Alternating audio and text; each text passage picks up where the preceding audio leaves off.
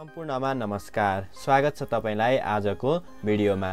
आजको भिडियो अन्तर्गत रहेर म निर्वाचन आयोगको मतदाता नामावलीमा आफ्नो नाम छ या छैन भनी हेर्ने र नाम नभएको अवस्थामा कसरी नाम दर्ता गर्न सकिन्छ भन्ने जानकारी यहाँहरुमा शेयर गर्न गइरहेको छु। आशा छ आजको भिडियो यहाँहरुको लागि जानकारीमूलक हुनेछ। ढिला नगरिकन आजको भिडियोलाई सुरु गरौँ। सुरुमा केही जानकारी म यहाँहरुमा शेयर गर्न गइरहेको छु। नेपाल सरकारले 2082 फागुन 21 गते प्रतिनिधि सभाको निर्वाचन तोकेको छ।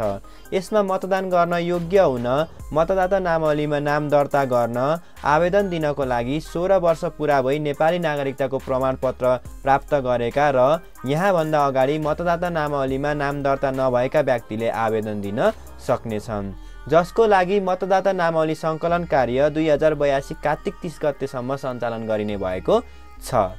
अब कुरा गरौँ मतदाता नामावलीमा आफ्नो नाम छ कि छैन भनी हेर्ने तरिकाको बारेमा। सर्वप्रथम तपाईहरु आफ्नो मोबाइल अथवा कम्प्युटरको कुनै पनि एउटा वेब ब्राउजरमा जानुहोला। जस्तै म यहाँ गुगल क्रोममा गएँ। यसपछि यहाँ माथि सर्च बटनमा गएर इलेक्सन कमिसन सर्च गर्नुहोला। यसरी सर्च गर्दाखेरि तपाईले सबैभन्दा सुरुमा यहाँनेरि चाहिँ नेपालको निर्वाचन आयोगको वेबसाइट इलेक्सन कमिसन नेपाल भन्ने पाउनुहुनेछ। यसमा एकपटक क्लिक गर्नुहोला।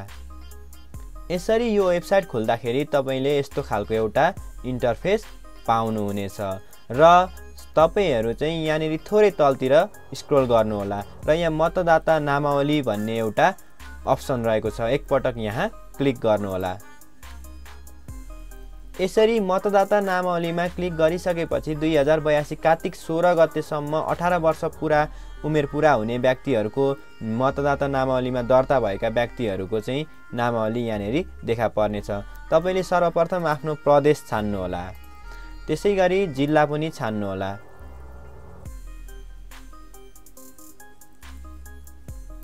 त्यसैगरी आफ्नो गाउँपालिका पनि छान्नुहोला र वडा नम्बर पनि छान्नुहोला र कुन मतदान केन्द्रमा मतदान गर्नुहुन्छ त्यो पनि छानेर एकपटक सबमिटमा क्लिक गर्नुहोला।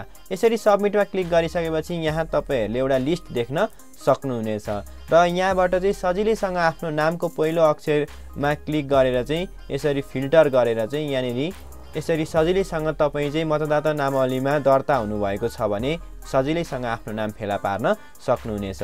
जस्तै म यहाँ एकपटक मेरो खोजेर यहाँहरुमा देखाउन गइरहेको छु र यहाँनेरि चाहिँ आफ्नो नाम भेट्नु भयो भने र आफ्नो बुबा आमाको नाम पनि मिल्यो भने मतदाता विवरणमा क्लिक गर्न सक्नुहुनेछ।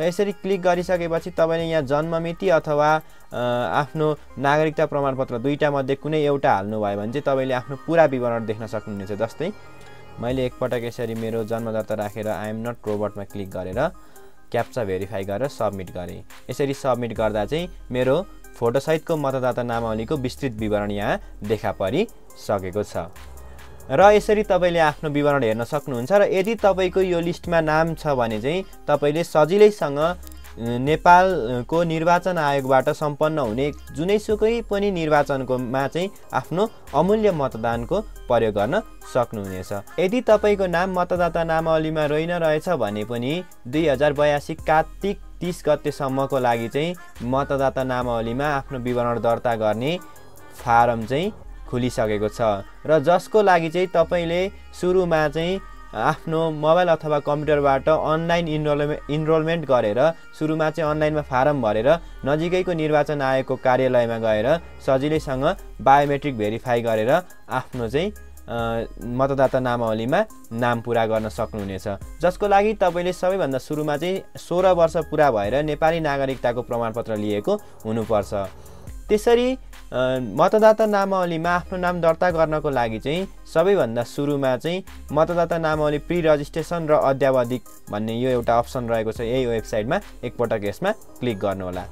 यसरी क्लिक गरिसकेपछि तपाईले नाम दर्ता गर्ने हो भने नयाँ दर्तामा एकपटक क्लिक गर्नुहोला र यसरी यहाँ चाहिँ आफ्नो फोन नम्बर राखेर नेक्स्ट गर्नुहोला। अब यसरी नेक्स्ट गरिसकेपछि तपाईको फोन नम्बरमा एउटा ओटिपी कोड आउने हुन्छ र केही समय प्रतीक्षा गरेर फोन नम्बरमा आएको ओटिपी कोडलाई यहाँ राख्नुहोला र सबैभन्दा सुरुमा यहाँनेरि माथि चाहिँ नयाँ दर्तामा क्लिक गर्नुहोला।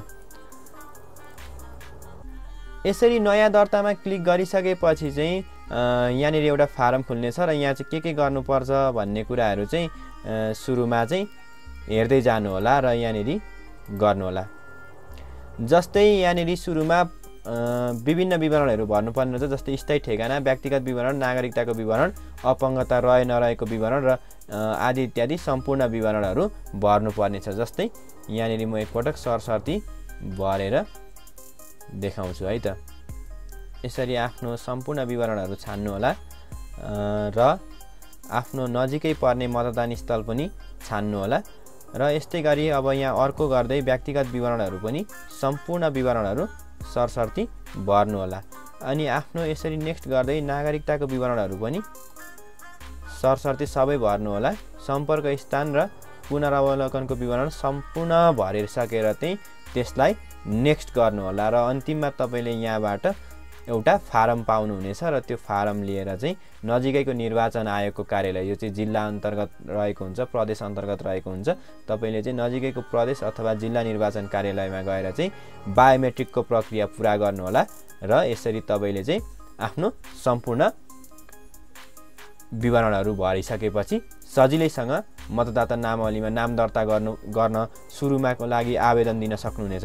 र यसरी सम्पूर्ण विवरण भरिसकेर तपाईँले चाहिँ मतदाता नामावलीमा चाहिँ नाम दर्ता गर्नको लागि सुरुको अनलाइनबाट आवेदन दिन सक्नुहुन्छ, तर अनलाइनमै सबै प्रक्रिया भने पुग्दैन। त्यस कारणले चाहिँ अन्तिममा गएर यो अनलाइनमा सबै भरिसकेर नजिकैको निर्वाचन आयोगको कार्यालय जुन जिल्लामा पनि रहेको हुन्छ र प्रदेशमा पनि रहेको हुन्छ त्यहाँ गएर चाहिँ आफ्नो बायोमेट्रिकको प्रक्रिया चाहिँ पुरा गर्नुपर्ने हुन्छ र यसरी अन्तिममा तपाईँको मतदाता नामावलीमा नाम आउने गर्दछ।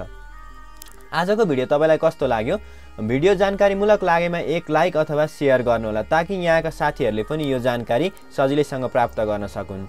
साथै आगामी दिनमा पनि यस्तै जानकारीमूलक भिडियो हेर्न चाहनुहुन्छ भने हाम्रो यस च्यानललाई सब्स्क्राइब गरी नजिकै रहेको बेल आइकनमा क्लिक गर्न सक्नुहुनेछ।